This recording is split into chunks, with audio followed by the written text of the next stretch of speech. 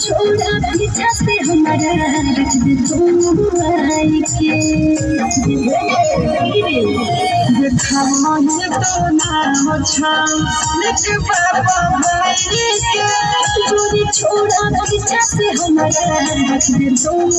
आई के